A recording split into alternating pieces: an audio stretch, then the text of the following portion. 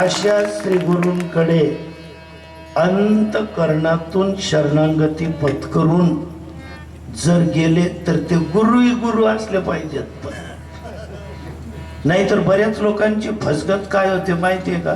महाराज आमना नंतर ध्यान भाऊ या येडी गाल्या. मला माहित नाही बाबा, मी आपण पडतो नाही. आता एक तर असा भेटला मला 10-12 दिवसापूर्वी, पण महाराज मला जर माहित राहत म्हणे असा चालवासपणा राहतात, मी मायात टाकतो नाही. तसा तरी नियम म्हणतो, एक बाटले मग 3 जण भिजवतो. बडा येरा वाटले को आठ तो प्रत्येक जण न्यार उपाडली दे म्हणतो तू अजून वय का नाही आपले. खरा गुरु वेगळा. आता गुरु महाराज खरे अगदी कृपावंत. आश्रम वगैरे होता बाबाजींचा, 5-50 गाई वगैरे होत्या, 10-15-20 लोक थांबायचे. आणि एक जण संसारात असा उभगलेला. संसारात मान कोणाला असतो? 4 पैसे घरी कमवून आणा. बाया गाया सुद्धा ऐकतीस ना. 4 पैसे घरात कमवून आणणारा पाहिजे.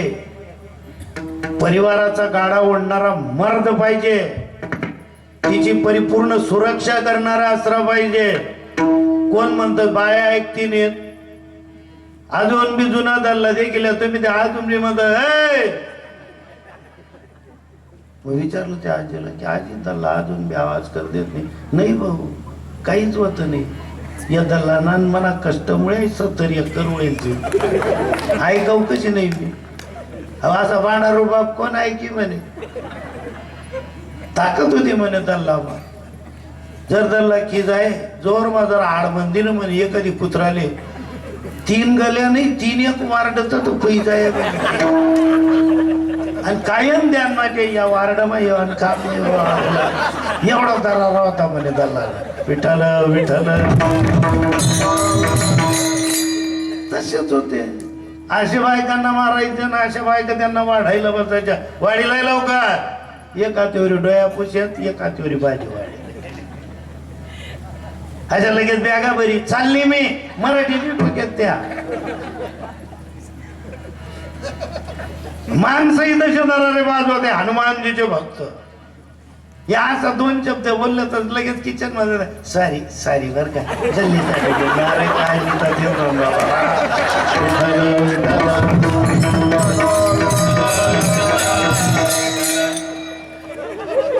असतील ना.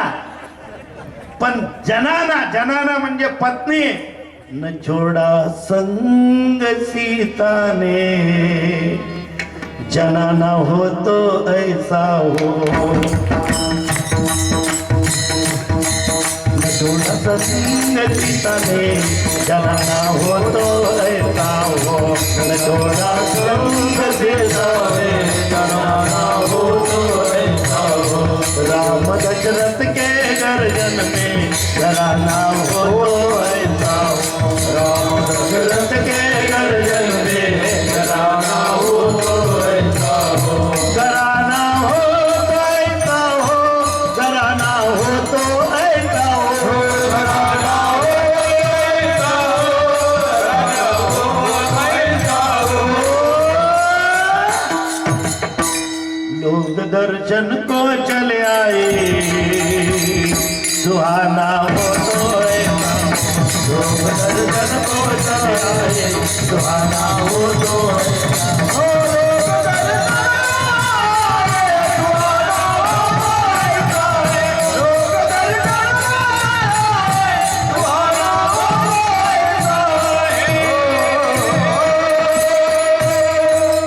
आणि असे कृपा करू शकतात.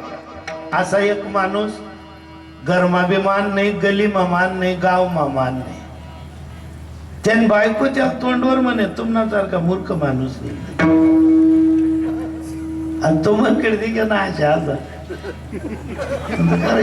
काय होत नाही बहिणी जायला करे घरचे म्हणे म्हणतो मन घरी दे मला मूर्ख म्हणले नाही उपाड दिलं मग काय.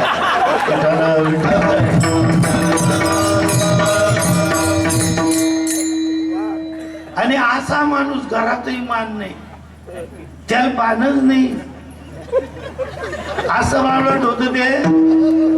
आणि गेलो बा ग्रामपंचायत इलेक्शन मध्ये उभं राहू. आता हे राजकारणी लोक असतात ना, यांचा अभ्यास असतो. आणि येड उभं राही की घरी घर पाय पडत सुटणं, त्याला आईच अक्कल नाही, ऊ असता बी पाय पडले. त्यामुळे तुमने ऊ लागत नाही, ओ बाई धुन पाय पडले पाळले वाढले. त्यांना गरमा 22 मते होतात आणि जवळ निकाल लागला त्याला 3च मध्ये पडेल. काय क्रेडिट होईल. आणि असा माणूस गुरु करायला द्या. गुरुच्या दरबारात गेलं, गुरु महाराजांना पाहिलं. पहिले गुरु नाव ते बोलते ना, वातावरण देखली ना, कारण काही अभ्यास राहतच. ते बॅट्समन कशी इकडे तिकडे पाहून घेतात, फिल्डिंग कधी कधीचे. त्याने पाहून घेतलं की गुरु महाराज जिथे झोपले, गुरुना उजवा बाजूले बदाम ना घरा पडेल.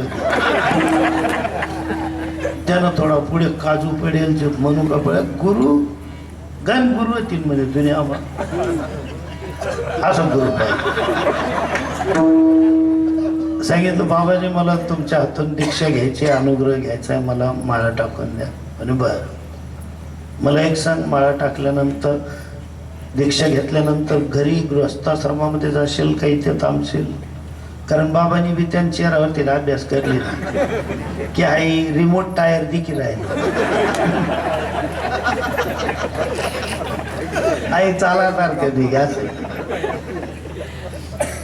म्हणे बाबा घर घर जायला काय नाही राहील काय सारख्याच म्हणे.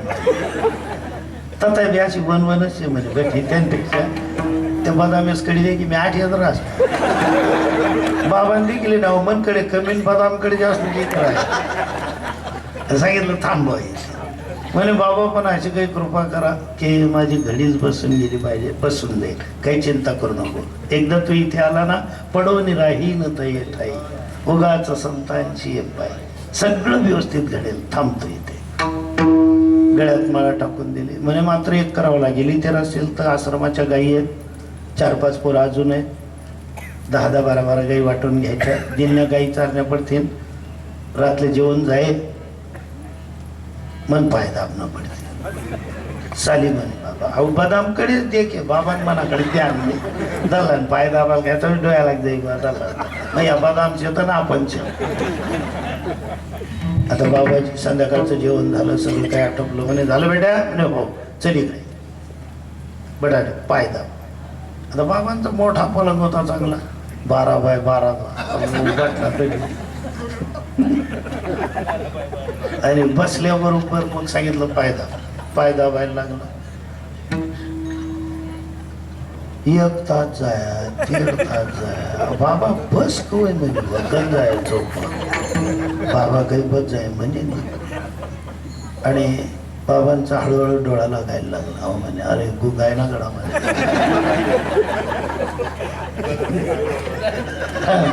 की आता झोपेल बा. हळूच पाय असा बाजूला ठेवला, कारण बाबा घोरायला लागले होते. बरं बाबानं घोरलं म्हणजे कन्नड गाठचडासारखं होतं. याने हळूच असं पाय उचलून बाजून ठेवणार. तोपर्यंत बाबा नाही कर काय कर. मला वाटलं म्हणे एकदम गेरमा पडी न्यूट्रलच घाल.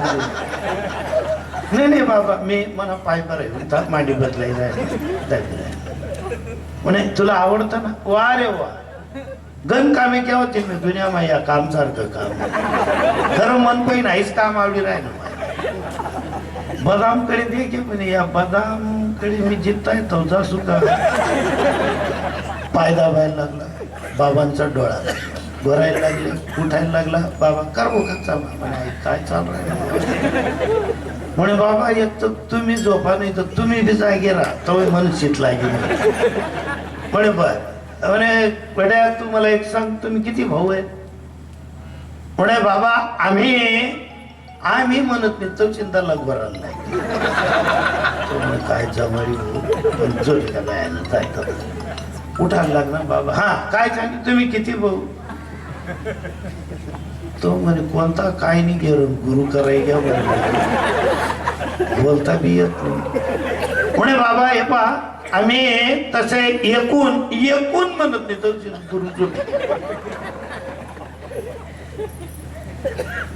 उठायला लागला. बाबा उठले. हा म्हणे तू काय म्हणाले? म्हणे बाबा पहिले आता पुरा ऐकले झोप मालवी लाग नाही पण मी काय म्हणतो ते व्यवस्थित ऐकून घ्या. हा म्हणे किती भाऊ तुम्ही? म्हणे आम्ही तसे एकूण 4 भाऊ आहोत पण जर आहे असंच चालणं पाहिजे 3च राहतील कारण तुम्ही मान काही बदाम लोक मिळू द्याला विठाला आणि ह्या लोकांकडे जाऊन मिळेल तरी काय आपल्याला?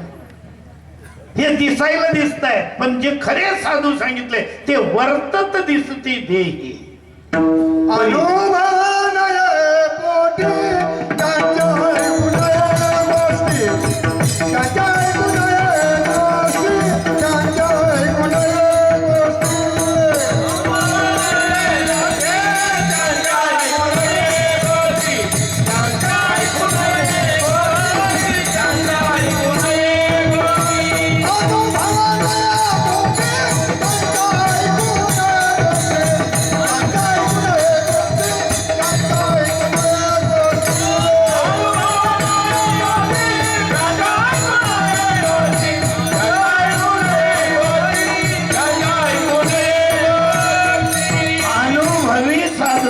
सांगितलं की आता तुम्ही कृपावंत. मी ऐकलेलं आहे भगवंताच्या तोंडून ऐकलेलं आहे की संत कृपावंत असतात जोपर्यंत साधूंची कृपा होत नाही आणि हरीची कृपा झाल्याशिवाय बिनु हरी कृपा मिलही नाही संत.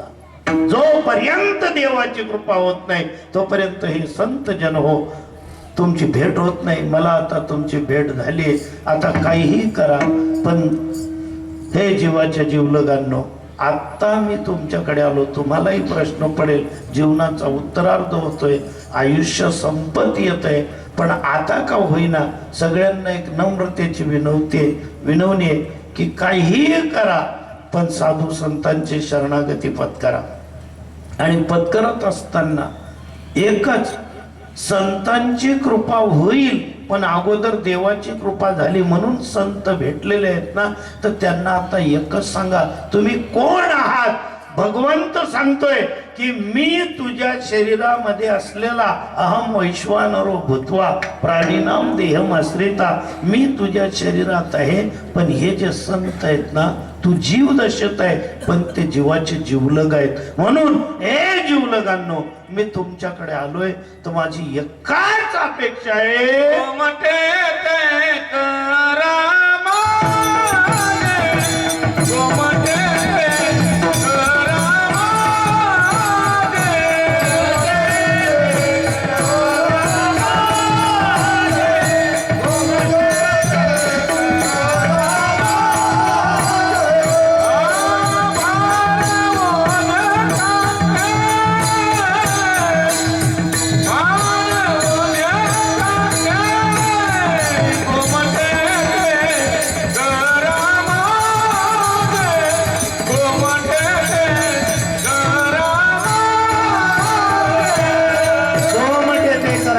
भार ओझे तुम्हाची. माझं स्वरूप असं गोमट करा असं चांगलं करा. काही लोक दिसायला चांगले आहेत पण सावरी वाढीनल्या शरीरा वरी फळ नाही आत पोकळा कस्तन झाले गळा शेळी जैसे. काहीही करा प्रत्येकाने आपली साधना ही सत्य करा आणि जेवढी जमत असेल तेवढीच भक्ती करा पण त्यामध्ये साच आणि मवाळ मेतुले परिरसाळ शब्द जैसे कल्लोळ अमृताचे. अमृताची प्राप्ती निश्चित होईल. स्थिर व्हा. धावपळ लाख केले दाखवायचा किती प्रयत्न केला आपण जनतेमध्ये आहोत म्हणून जनता बावळट नाही जनता जनार्दन आहे. आपण जे दाखवायचा प्रयत्न करतो लोक ते नाही पाहत सर. जे लपवायचा प्रयत्न आम्ही करतो ते लोक पाहत आहेत. तुम्ही लाख प्रयत्न करा लाख प्रयत्न करा कोणत्याही बाजूने चला. आता जर पाहिलेलं असेल मला भगिनी मंडळाची टिंगल नाही करायची पण तुम्हाला तुमचंच एक सत्य सांगायचंय. लग्नांमध्ये साखरपुड्यांमध्ये आयदना टाइमले मेहंदी टाइमले मी जात नाही सहसा पण जवळ गवतवय मी गंमत देखत चांगल्या चांगल्या साड्या घाली त्या बाया त्या स्वतःच देतेस त्या साडीसकडे कोणी रिकामानी देखाली कारण त्यातल्या माहिती या सौ साड्या देव तव एक टप भेटच बा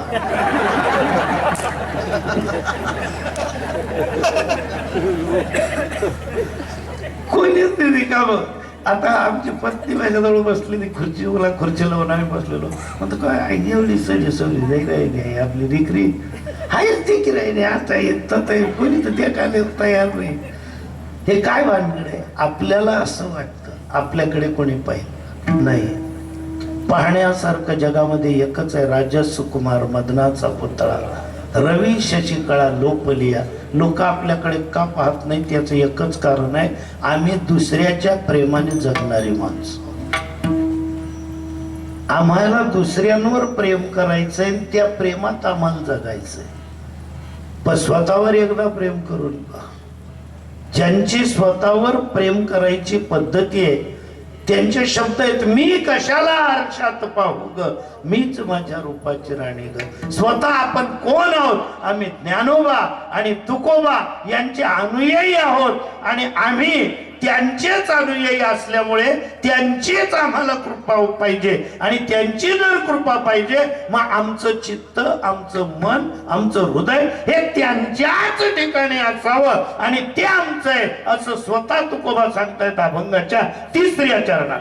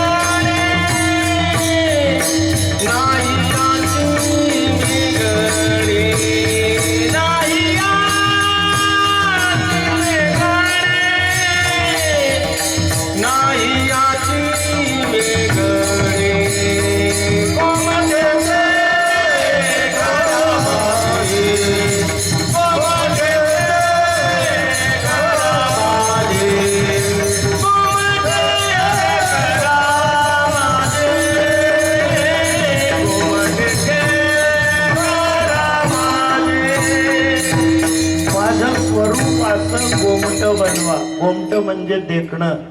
देखणा भक्त तोच आहे की ज्याच्याकडे पाहिल्यानंतर तुकाराम महाराजांकडे अनगडच्या फकीर आले होते एकदा भंडाऱ्या डोंगरावर. ते बाकीचं सांगत बसत नाही त्यांचा तो कटोरा भरला हे झालं ते झालं ते सगळ्यांना माहिती. जसे आले तिथे संताजी महाराज जगनाडे गवरचटवाणी गंगाराम मवाळ हे सगळे बसलेले आणि जगद्गुरु तुकाराम महाराजांकडे पाहिलं. समोर बसले हात जोडले. पुन्हा त्यांनी बैठक बदलली. अनगडच्या फकीरांनी दोघं गुडघे जमिनीवर टेकवले. इस्लामी पद्धतीने दोघं हात पुढे केले आणि तुकाराम महाराजांच्या डोळ्यामध्ये डोळे घालून पाहायला लागला आणि तुकाराम महाराज त्याच्या डोळ्यात डोळे घालून पाहायला लागले. दोघही साधू एक सुफी संत एक जगद्गुरु तुकाराम महाराज एकमेकांकडे पाहतायत.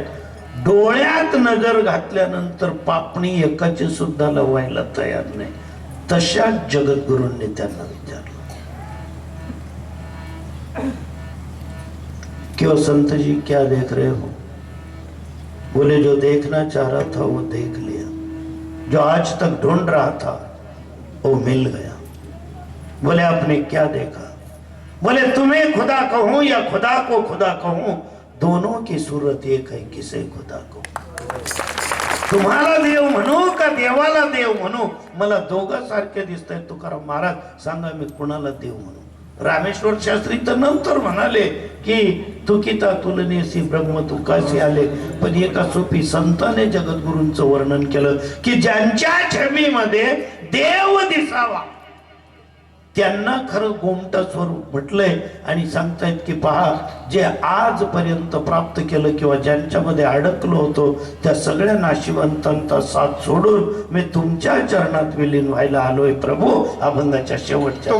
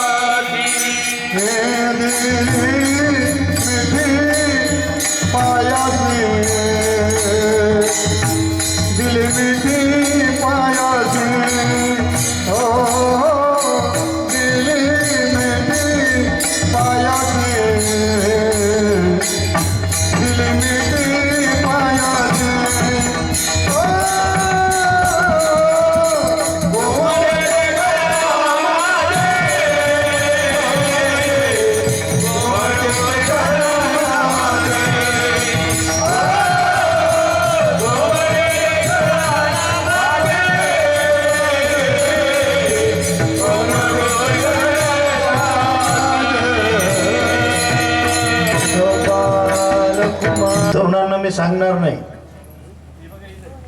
प्रत्येक ज्येष्ठाने आपण एक लक्षात ठेवा, आपल्याला तरुणांची गरज आहे. त्यांना आपली गरज आहेच असं आपण गृहीत धरा, असेलच असं नाही. धोका खूप मोठा आहे. कुटुंबामध्ये जर जागा आपली सुरक्षित ठेवायची असेल, आपल्याच घरात आपल्या मुलांसमोर सुनांसमोर यांच्यामध्ये एकत्र राहण्यासाठी त्यांना विनाकारण मार्गदर्शन विचारल्याशिवाय करू नका. एवढंही एक वचन पक्क लक्षात ठेवा. त्यांना कधी आपली गरज पडू शकते जरा पहा ना. आपले गरज जोपर्यंत होती आपलं सगळं ऐकत गेले. 2 ठिकाणी तेही विभागले. आई आणि वडिलांमध्ये 25% प्रेम आहे, 50% मुलगा आणि आपले पत्नी मुली यांच्यामध्ये त्यांचं प्रेम आहे. शरीराचंही नातं आहे, रक्ताचंही नातं आहे. दोघं नात्यांमध्ये लेकरं अडकली. त्यामुळे आपल्या मर्यादा आपल्या गरजा या संकुचित ठेवून आपण फक्त आता एवढ्याच एका गोष्टीसाठी जगा आणि प्रत्येकाने स्वतःच्या शरीरावर प्रेम करा. जेवतानाही आमची चर्चा झाली. त्यांना मी सांगितलं, ते म्हणाले महाराज तुमचं वय म्हटलं 70. म्हणे मग तरी ठणठणीत का म्हटलं, त्याचं एकच कारण आहे, आहार मर्यादित. कीर्तनाशिवाय शक्यतोवर बोलायचं नाही. जे बोलायचंय, जी आपली हक्काची जागा आहे तिथेच बोलायचंय. इतरांना कुणालाही कोणत्याच प्रकारचं मार्गदर्शन त्यांनी विचारल्याशिवाय करायचं नाही. आणि आहारासोबत म्हणजे जो फिजिकल फिटनेस, सकाळ संध्याकाळ जेवढं शक्य होईल, गुडघे कितीही दुखोत प्रत्येकाने चाला. आम्ही पती पत्नी दोघं जण चालतो. ती कंटाळा करते, कारण बाया कंटाळाच करतात. तिला किती सांगितलं तर ती म्हणते जवळ मरातो मरी म्हणतो. मग मरी तरी जाऊ. जगण्यासाठी मी चालायचं सांगतोय, मरासाठी नाही. स्थूल असल्यामुळे तिला चालणंही अवघड होतं आप्पासाहेब. मग कधी कधी चालताना तोल जातात. मला तिचा हात धरावा लागतो. मला लाज नाही वाटत. लगन मग हात धरा, लाज वाटते ना, ते काय वाटते. चालवताना तर एका पोरीने मला विचारलं, ट्रॅकवर चालताना, आताच्या पोरी थोड्या धीटही आहेत आणि मला कौतुक आहे त्याचं. म्हणे आजोबा तुम्ही आजींचा हात ज्यावेळेस असं चालताना धरता तर आजींचा हात धरल्यावर तुमच्या अंगावर शहारा येतो का म्हणे. आता बरोबर आहे, त्यांचं वय शहाऱ्याचं आहे. विचारलं, म्हटलं बेटा हा हात शहाऱ्यासाठी नाही, सहाऱ्यासाठी धरले. कारण मला तिचा तिला माझा आणि आम्हाला दोघांना विठ्ठलाचा सहारा आहे. सगळ्यांना एवढंच सांगणं होतं की मर्यादित आपलं मार्गदर्शन ठेवा, विचारल्याशिवाय सांगू नका, लेकरांना आशीर्वाद द्या आणि साधू संतांचे आशीर्वाद प्राप्त करण्यासाठी त्यांना एकच सांगा, आता तुम्ही कृपावंत साधू संत जीवलग गोमटे ते करा माझे भारोजे तुम्हाशी